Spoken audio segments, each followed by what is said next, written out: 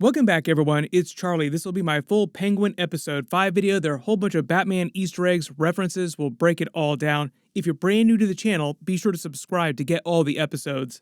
We're starting to see Penguin's Talk No Jutsu ability reach its limits as other forces like the Maronis and now the new Falcone family, now named the Gigante family, are marshaling against him together. Careful for spoilers for the episode if you haven't seen it yet. We'll just start at the beginning and work our way through shot by shot, talking about Easter eggs and WTF moments. The episode title was Homecoming, a reference to the underground trolley tunnels beneath Gotham that Penguin used to mess around in as a child with his brothers. Later in the episode, he says the place is calling him home. And because the environment down here is perfect for growing the Bliss mushrooms, he's going to make it his secret base of operations. Also because Sophia and Maroni have no idea that this exists. His new underground base is also meant to give you vibes of Batman's Batcave. So in the Batman movie, they clarify that the Batcave is inside an abandoned subway terminal, the Wayne Terminus, basically funded by his ancestors at some point. But the conditions are meant to feel very bare bones, like Batman's Batcave, like Batman does not care about creature comforts. I am sure he's going to make Victor work his hands to the bone to fix this place up though. Like, why don't you make it look nice, kid? The opening scene starts in the wreckage of Penguin's Maserati after he took off, R.I.P., the end of an era, as he says, but don't cry too much for it because Maseratis just in general, in real life, if you've never driven one, are not great cars. The resale value on that, even if he had not been involved in a bunch of mob hits over the years, like he probably used that for a bunch of shady stuff. Even if he had never done any of that and the car was in perfect condition, the resale value would have been terrible compared to like an average car. Notice he also burns it to finish destroying it just so that nobody will find any evidence on it. He mentions the Rex Calabrese story to Victor. It's the same basic story that he told to Alberto during episode 1, but this time he talks about Rex's Cadillac that he admired so much as a kid, like the sign of power and respect, so that's why he cared about his purple car so much. Basically, Penguin's whole mission in life, his grand aspiration, is to become like Rex Calabrese. Notice how at the beginning of the episode here, he plays Sophia off like she's not a threat. Like he doesn't know about anything that happens till later in the episode. Like, no, we don't need to worry about her. Not a big deal. You can hear the announcer voice behind the scenes. Like, yes, it was a very big deal, and he did need to be worried about this. These people picking Penguin up are the old men that he used to work with when they were pushing the drops for the Falcones. He's just bringing them back in under his new operation that he's forming for the Bliss stuff.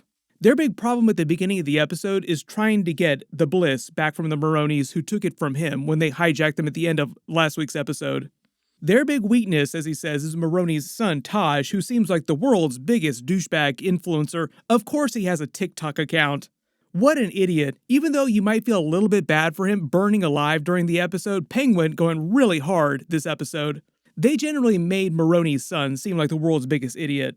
His account name, View from the Taj, is a reference to both his name, which is Taj, and the Taj Mahal, because remember, the Maronis have become a Persian mafia organization after he married his wife, replacing all his Italian mobsters with Persian ones.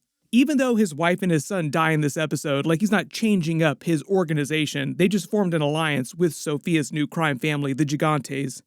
They have that funny scene of Penguin getting the drop on him without him realizing while he's getting his tattoo. Victor even gets some hits in on him, like he's terrified of Victor. This is actually a big episode for Victor, like he was raring to go, like I'm ready, put me in the fight. There are a lot of people out there I've seen in the comments on my videos that think that Victor will turn into Victor Zsasz from the Batman lore. We'll see about that, like he need a couple more cuts to mess his face up just a little bit, but we'll see. Unless they do a very, very different version of Victor Zsasz, they would really have to take Victor here on the show super dark before he becomes Victor Zsasz. Penguin lies to Maroni to blackmail him into getting the drops back, making him think that he's turned his son into the police. Really, he just has him stashed at Eve Carlo's place. When she says that he's broken the code, like apparently there's a code between the big mob families in town that the nuclear family members are off limits, like daughters, sons, grandmothers. I'm assuming uncles, cousins are probably fair game. They're like, once you go a little bit beyond the extended family, they're fair game. Penguin also reminds them of his mother, who it sounds like they know about, like, hey, you know what I got at home? He's talking about his mother. And they genuinely want to show you that Maroni really is worried about his son's life, which Sophia talks about later in the episode and they bond over. Like, you actually understand and love your family, as opposed to my father who sold me out and sent me to Arkham. Penguin winds up bribing the Blackgate prison guard so that he'll try to kill Maroni later, unsuccessfully as we find out. When he's leaving, he overhears them talking on the news about the deaths of all the Falcones from Sophia's little side quest and instantly realizes what happened when he hears that Sophia was one of the survivors. We notice she sends her cousin, the little girl, to Brookside's children's home, who I guess function like a boarding school for little kids, like she'll just go live there while all this is going on in the background. I do not think that she was lying to her when she said that she would protect her. Like, you'll be safe, honey. I think the Brookside home is meant to be one of the good homes. Like, in Gotham, you never really know because in Batman lore, pretty much every place that takes care of children, with a few exceptions, is really bad. They kind of got into this concept during the Riddler's backstory in the Batman movie. Like, he grew up in the Gotham City orphanage and it was terrible. This Chief Bach who comes to talk to her is the chief of police currently in Gotham, Gordon's boss. He was featured during the Batman movie as well too. He really hated the Batman, but they implied that he wasn't dirty, he just didn't like the Batman because he didn't like vigilantes. So even though Sophia taunts him about being a dirty cop or having dirty cops on the Gotham City PD, I don't think he himself, the chief here, was dirty. But the idea is that he's meant to be like the chief of police before Gordon becomes chief of police at some point during this Batman trilogy that Matt Reeves and Robert Pattinson are doing. Sophia blames the deaths on her uncle Luca having an argument with the others over Luca's wife having the affair, like using the affair to her advantage.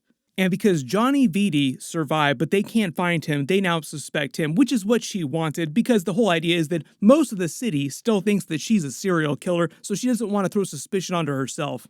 During the little face-off here, too, the chief mentions Mayor Bella Real's new mandate that they're going to take down organized crime in Gotham. They kind of did this during Christopher Nolan's Dark Knight trilogy, where like one of the first big villains that Batman faces is the organized mafia. But they use this scene just to show you that she's not going to back down, like she's not afraid of the police. You also remember that some of the cops are now on her payroll already, like she's already had detectives working for her. Then we learn what happened to Vitti after last week's episode. She's been keeping him chained up in the family's cemetery near where her father, her brother, her mother are all buried, probably some other Falcone family members too. This is meant to be that same room that she and Penguin were in previously when they tried to form an alliance. She wants to find her father's hidden stash of money so that she can give it to all the new goons at the end of the episode to help secure their loyalty. All these torture methods she's using against him, pretty wicked. She learned those inside Arkham. And the really twisted thing about this, some of you probably realize, is that she learned these because they were used on her, like the doctors did this to her. We only got a little bit of her abuse during last week's episode, but that was just like a taste. Like that happened to her all the time. Then we go back to Penguin, who's hiding out at Eve Carlo's temporarily to lay low with Sal Maroni. She calls him out on a lot of his bullcrap, saying that he has too many plates spinning. Definitely gonna bite him in the butt later in this episode, but also in future episodes. Like I said, his talk no jutsu ability will only get him so far. There are some situations he cannot talk himself out of or waffle his way out of. I thought it was funny when he tried to take credit for the deaths of all the Falcones too, like, Sophia took my bait, I'm the reason that she killed all them. I think they want to make Eve Carlo seem like a pretty savvy person. She instantly recognizes that she's being fed some lines like, do you even believe yourself? This is ridiculous. Of course she didn't have anything to do with that. And if it wasn't clear, they want to make it seem like Sophia was going to kill her family no matter what. She was just already on the verge of doing that before she teamed up with Penguin. When he tries to placate her, like, don't worry about all this retaliation, you'll be fine. I think really the only woman he actually cares about in this world is his mother. Given how he's betrayed Sophia a couple times on the show so far, I think that he wouldn't hesitate to betray her if it meant saving his own life. This is why he makes Victor stay back to protect his mother. It was also kind of funny when he said that it's his ma, which makes him good, like implying that his mother's existence is what's keeping him a good person, when in reality, he's a terrible person. But I think they also want to use this to foreshadow what might happen to him if his mother does die during the show. Maybe she winds up dying, and that pushes him even darker, more towards comic book Penguin persona. But at least for this episode, he's mostly just worried about the Maronis. We go back to Sophia and Johnny Vitti. The tomb that she's lying on is probably Carmine's father because his tomb is inside the wall here with the plaque you see on it. Vitti actually gives us a big info dump on Sophia's mother too, Isabella. We've only seen her dead body and heard her voice before. We haven't had any genuine flashbacks to her yet. He claims that she was trying to leave Carmine the night that he killed her, and she was gonna take Sophia and Alberto with her, lying to them as children, saying that they were gonna go on a vacation, but she was really leaving Carmine permanently, and Johnny Vitti was trying to help her escape. Like, the whole idea is that he was always more loyal to her because they were family. He even introduced her to Carmine. That's why they got married in the first place. So over the years, he gradually felt like he was responsible for all the bad things that happened to her and eventually her death too. He could have been waffling here, like he could have been lying a little bit, embellishing, but I think they wanted to make it feel like he actually did care about Isabella, but not in like an illicit affair kind of way, more as like a family member or like a sister. Technically, he says they were cousins. Notice he also blames Sophia and Alberto for Isabella dying, claiming that if it weren't for them, she would have left Carmine way sooner. Then we see Victor go to check in on Penguin's mother, stopping her from burning her house to the ground and killing herself, turning the stove off, closing the fridge door. Like, clearly she has a lot of mental problems. This is probably going to wind up getting her killed before the end of the series. There's a brief moment where she's still not really sure what's going on, confusing him for one of her young boys. You know she's back to normal the minute she gets all pissy with him. It's when she's really nice and pleasant that something is wrong. He lies for Penguin, saying that he killed the Falcones. Love how excited and proud she is of Penguin in this moment, because it's like a complete opposite turn at the end of the episode where she's deeply disappointed. Just as a character, she's giving off a lot of Lucille Bluth vibes, talking about Arrested Development jokes here. Inside Maroni's cell, you see a bunch of pictures of his family across the years. Also looks like some old pictures of his older family members too. Just as that guard Penguin bribed tries to kill him unsuccessfully. Thanos style, you should have gone for the head.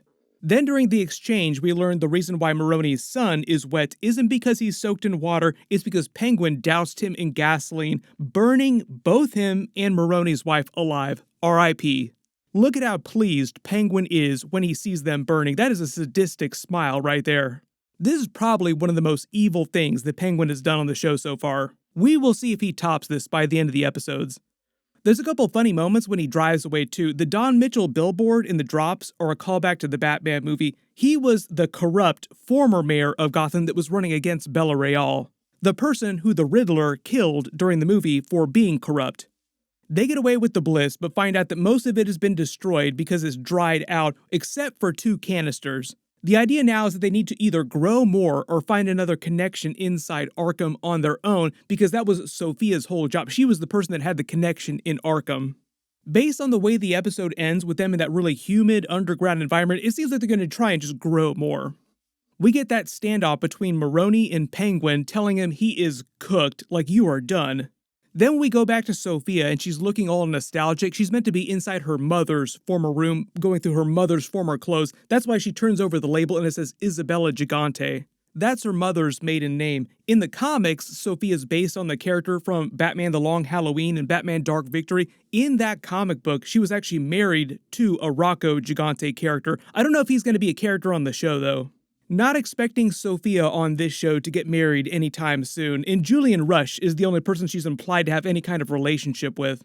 And even though they have this weird sexual energy between them, it doesn't seem like they're actually together right now in that way. He enters asking her to join her new crime family, like, I'm here to become part of what's next.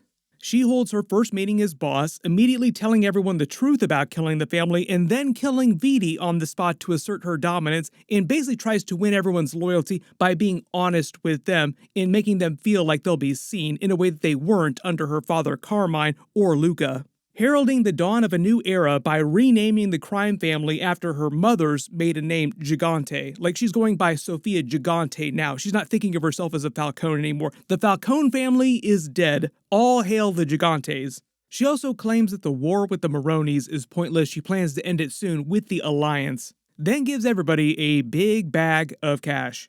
Like I said though, they want to make it feel like in this scene she wins their actual loyalty, not just their love of money.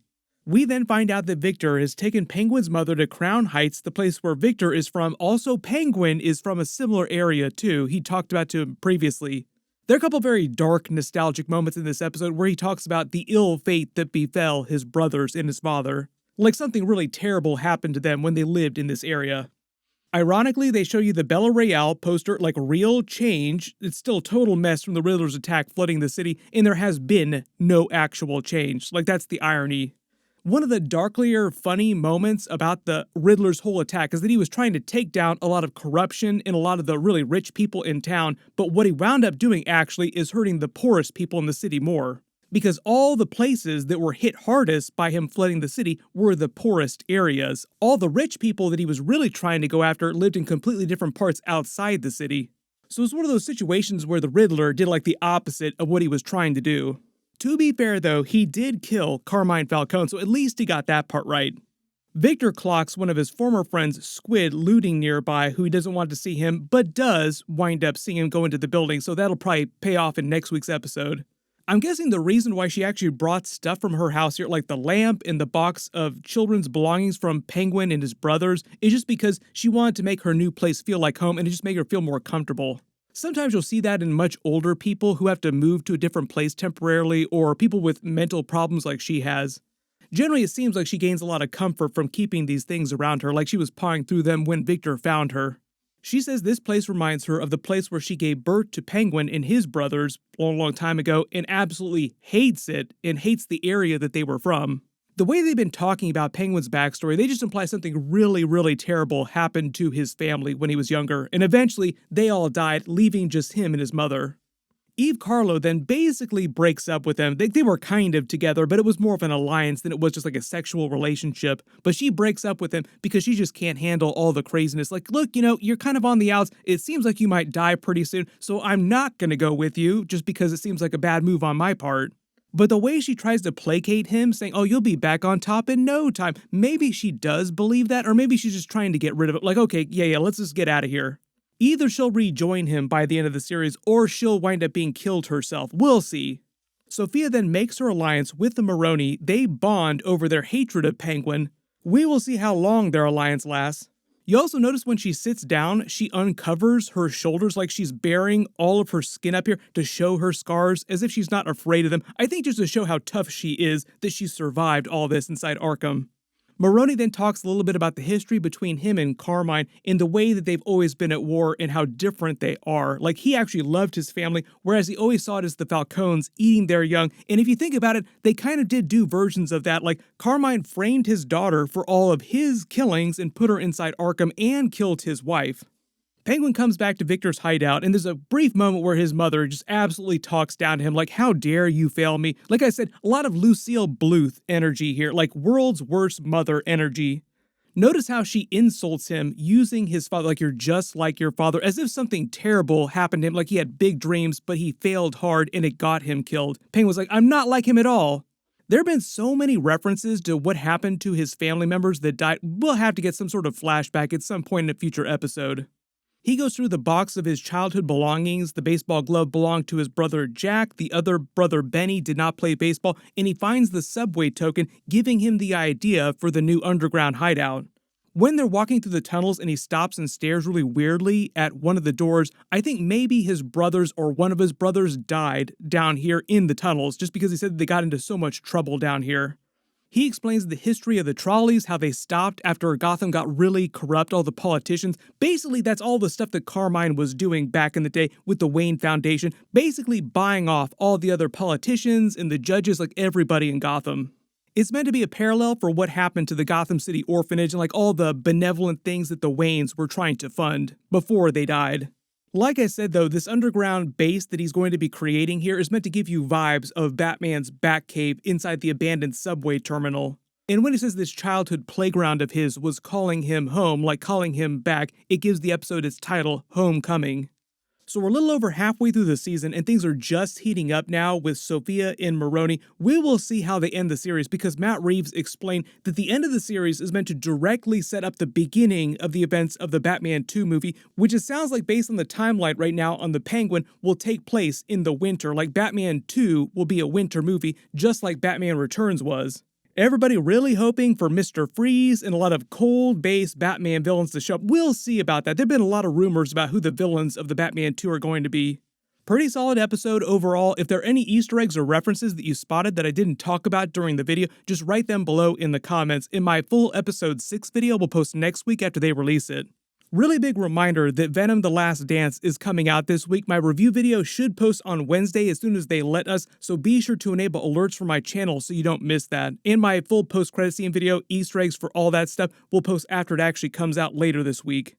Click here for that brand new Venom video, and click here for all my Penguin episodes. Thank you so much for watching, and I'll see you guys in the next one.